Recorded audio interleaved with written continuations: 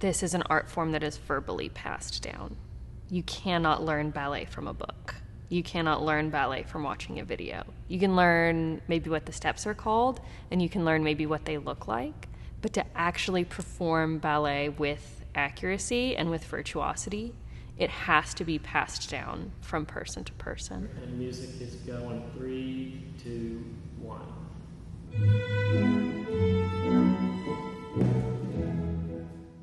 And so the fact that we have someone in Jackson who danced at New York City Ballet and who learned from Balanchine and who has this whole host of other incredible teachers that he's learned from, it strengthens so much what our students are able to learn because they have that verbal lineage.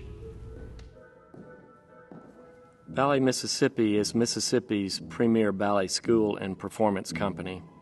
It was founded in April 1964 as the Jackson Ballet, and it was under the direction of Albia Cavan and Rex Cooper. They created a professional ballet school and began the arduous task of bringing classical ballet training and world-renowned artists now to Mississippi. In 1975, the Jackson Ballet appointed Thalia Mara artistic director, and within 2 years she created the Jackson Ballet Professional Company, and then she began her work to fulfill her vision of bringing the USA International Ballet Competition to Mississippi. I'm Anna Grace. I'm 19 years old. I'm from Jackson, Mississippi, and came to Ballet Mississippi when I was 13. David Carey really allows the dancer to express themselves artistically, and some people really focus on that technique, but he wants you to be able to dance, not just do the steps.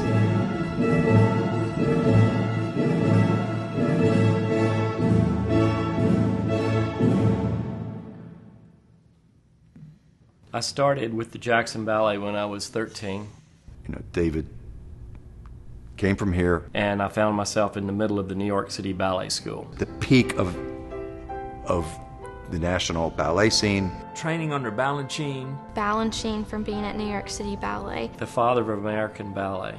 Kind of like George Washington's the father of your country or something like that. Dancing in New York. All of the ballets, from classical, neoclassical. The great years in New York. I'd been given so much. And has chosen to come back here. Because I was a kid from Mississippi, and I just felt like I had a calling. That's the only way I can explain it. And I look back at my days at School of American Ballet, New York City Ballet, Fort Worth Ballet with those two brilliant people that I worked with, and they were all different, but they were all going in one direction, up. And we didn't look at it any other way. It's pretty amazing that we get to learn everything that we do here. All that experience has been brought to Mississippi through David. I want to be a part of that.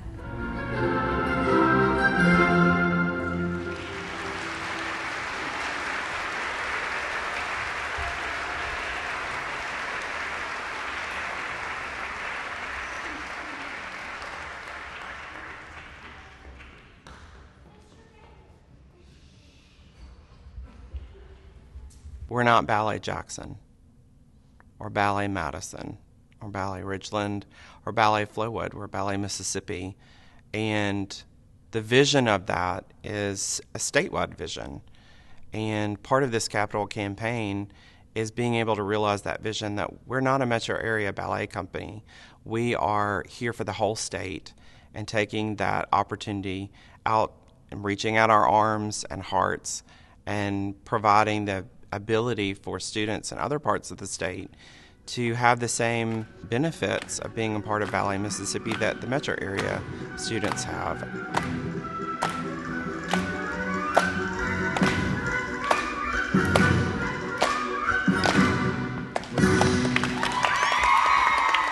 The Next Steps campaign is really about transformation. We are going into our 61st year as an organization, and after 61 years, we are looking to grow as an organization and really firmly put our stamp on the Jackson metro area through this campaign.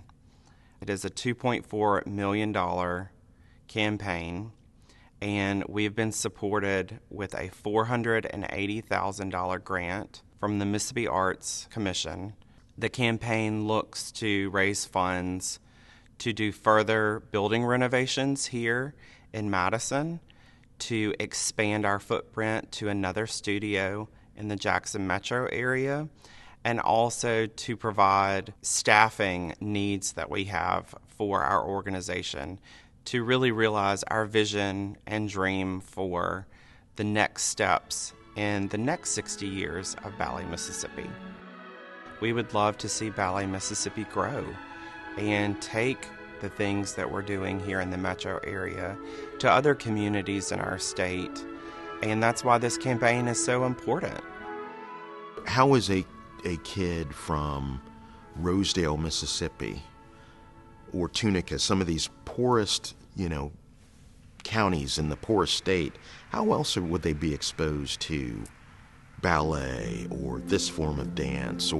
But these are opportunities and programs that, and I promise you, with the denseness and richness of talented people here, with that exposure, I guarantee you're going to find the next ballet star of the world in one of these small hollows that wouldn't have never known it without a Ballet Mississippi. Dance allowed me to find myself, to find my body. I had no idea as a boy. I was not technically in my body. I didn't have confidence of my body.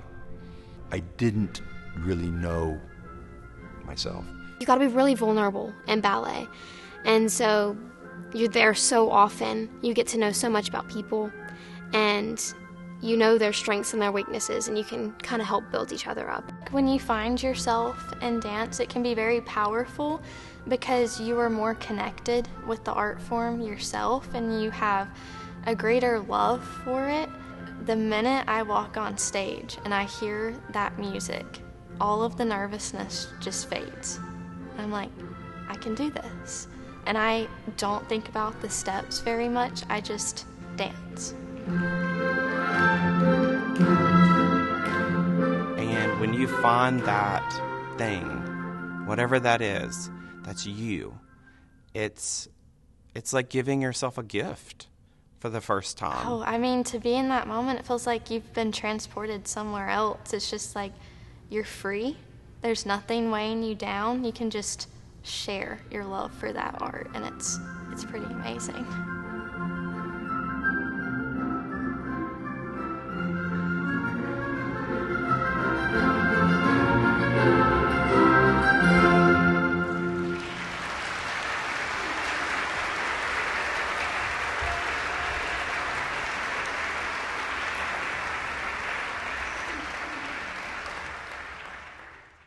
That's what I want to do more and more with the rest of my life, and of course it's what happens at Ballet Mississippi. We teach children to find themselves, to find who they are, how their bodies work, how their bodies are a reflection of what's inside of them emotionally and psychically. So when COVID happened and they shut down the art center, we had nowhere to go. We didn't have our own place. Once everything shut down, and then Madison Studio shut down because of COVID, we're homeless. Sometimes losing something helps you understand how valuable it is. And in losing that community and being together and having that physical space where we can practice, where this organization can have classes or workshops in the summer, I think it made people really value needing a permanent home. And again, this capital campaign is going to address that. And we're excited to partner with other like-minded individuals in the state of Mississippi who may not be a dancer at all, but like me, support the arts and want to establish this organization as the premier ballet company in the state of Mississippi for our permanent home. That you've got a home and a theater that you can work in. And that's where your opportunities and that's where creative ideas are going to take place. And that's where dancers are going to have the opportunity to get up and perform their craft. And we have to give that to our kids because without it, we can't grow them. And I do believe that we can do that in the next couple of years. But we have to have a home to work out of. The vision here with this capital campaign is for this to be a space for other creative-minded people to utilize. There's a natural synergy between music and dance, between the orchestra opera world and the ballet world, because we wouldn't exist if it weren't for dance. There is a large footprint here, and we're excited to be able to partner with different organizations. One thing that's exciting about the particular expansion that they're contemplating now and working on now is David's vision of bringing other arts groups into that space to perform, to teach, to share spaces and share participants. I think it's a really generous impulse of his, and it's also going to kind of transform the way that people in central Mississippi think about the arts in Jackson and in their hometowns.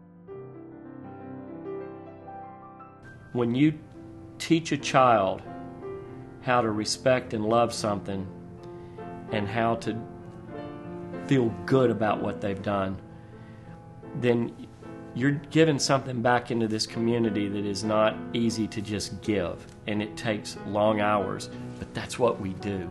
I mean, that's what our organization is about. It's not about me. I'll be dead and gone one day. It'll be over somebody else's hands. But that philosophy is what we have been working on for years. Something deep inside my head said, you got a lot of stuff in you. Give it back. And it was a calling at that point. Because the kids here, they don't have an image in front of them. And they just come in and they do what they think they're supposed to do, and then they're worn out and they're ready to go home, and they get out and they come back another day. When I was in New York City Ballet School, I looked at great dancers walk in that door every day, and I had to stand by them or be in the same class with them, and it was intimidating as all get out, but I had an image in front of me that I could imitate or learn from, and these children here didn't have anything like that. It takes the entire community to support and fund and finance entities and organizations like Ballet Mississippi. We need everyone's support, that it's bigger than just a building. This is a vision and taking that artistic expression to other parts of the state in Mississippi, and I think that the kids of Mississippi deserve that. There's so much potential and hope and possibility here. Know that the arts are needed in this state. They will diminish if people like us don't get involved and support it. And we need to support it in a big way. But that means the small contributions as well as the large ones. Everybody, the community, needs to be involved in supporting what Ballet Mississippi is about, what arts are about, and what the state of Mississippi is about.